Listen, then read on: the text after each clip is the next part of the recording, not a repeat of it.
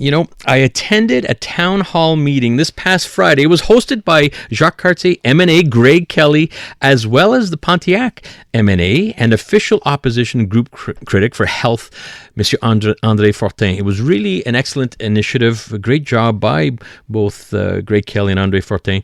The members of the public could voice their concerns during this town hall so that both Greg and André could bring it back to Quebec City and hear right from the ground level. I thought that was a very smart initiative. And what I can say, during the town hall meeting, there were two very clear issues that were consistently brought up. And it was, one, accessibility to home care services. Budgets are being cut, and our population is aging. We should be getting more home care services. They're tying up long waiting lists for long-term care homes, and therefore we should be increasing home care, but we're cutting. And that was a big issue that was brought up. And the other one was just what I was referring to, long wait lists to get into long-term care residences. Just to give you an example, today there are more than 20,000 people in Quebec waiting for their first initial home care service through the CLSC, and there are over 4,000 people that are waiting for a bed for a long-term care home.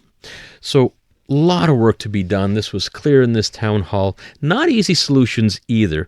And I very often get asked questions about this topic of accessing home care, either publicly or privately. Same thing for residences, publicly and privately. And I've compiled some of those texts, and I also want to throw it out to our listeners. If you have any questions whatsoever about home care or senior living, feel free to call or text me. Call me at 514-790-0800 or text at the same number, 514-790-0800. I'll do my best to answer any of those questions that you might have. One of the interesting points that was brought up in the town hall was that about 20 to 25% of patients in hospitals in Montreal are waiting to get into either a residence or rehab center. So it is a vicious circle. It really is. Could you imagine 20 to 25% of people in hospitals waiting to get placed into rehab center or long-term care home, and we wonder why our emergency rooms are taking so long to be seen.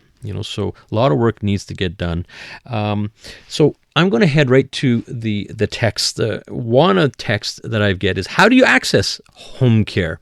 And so I'll distinguish this between public and private. Okay, so in the public system, in order to access home care services for you or a loved one, we have no choice but to go through the CLSC. So reaching out to the local CLSC, explaining your situation, and then I would hope that you would get an evaluation. Easier said than done, because evaluations, the initial one, will take some time, even a couple of months. So you have to advocate if you want to try to access some home care services. As mentioned, there's already 20,000 people in Quebec waiting for their first home care service.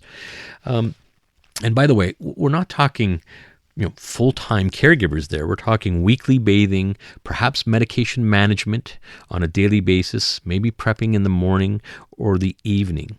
And after the evaluation, it will be determined how many hours of care that can be provided. And as we all hear, there's short staff. It's different people showing up to your home. In fact, hours are being cut. I've had some clients telling me, man, I had X amount of hours and they're also being cut. So what I would suggest to do as you're advocating and they're going through this evaluation process, there is actually a very good program called Chèque Emploi Service. Okay, Chèque Emploi Service is, I think, a very smart solution from the government for home care services. In other words, we all know about, and we hear about it on the news all the time, about short staff.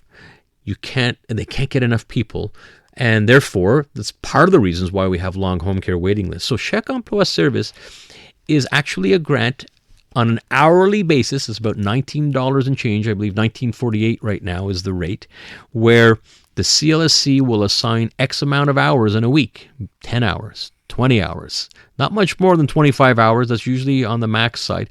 and they allow you to hire your own caregiver. And they will pay for those hours that they've allocated to you. So that frees up the healthcare system because of the short staffing, and it allows you to have a consistent caregiver. So want you to be aware of this program called Chèque Emploi Service.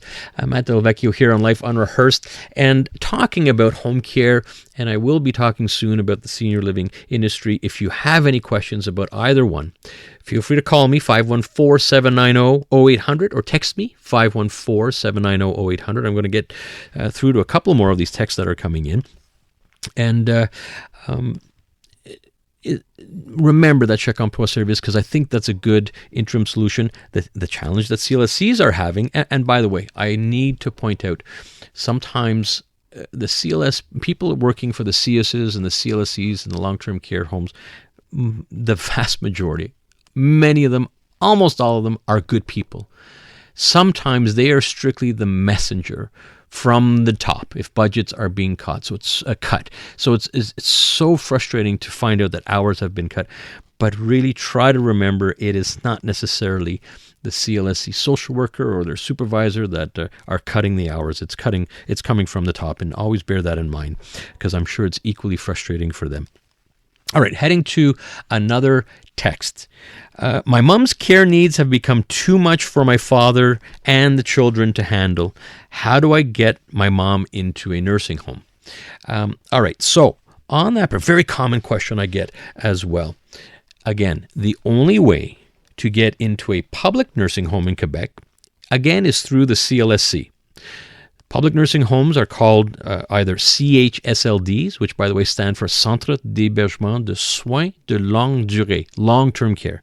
Or there's another category called RIs, Ressources Intermédiaires. Both of them are nursing homes where you're going to get full care, full services. The cost for a public residence today for a bed, what you pay if you are in there for in a permanent resident, is $2,142 a month. That's what the cost is, all in.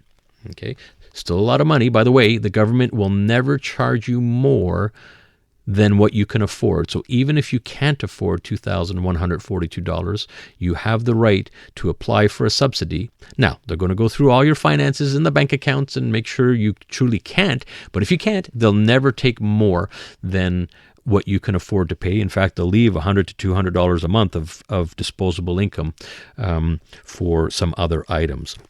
So again, public nursing homes must go through the CLSC. You need an evaluation.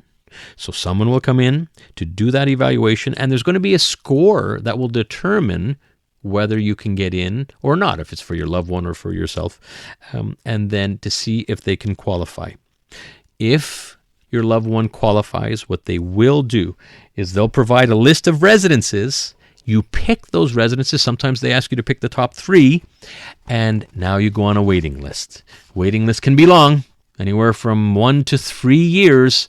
So you need to be patient. This is where some people are actually going private during this time, both for home care or for residences, to help you out during that waiting period.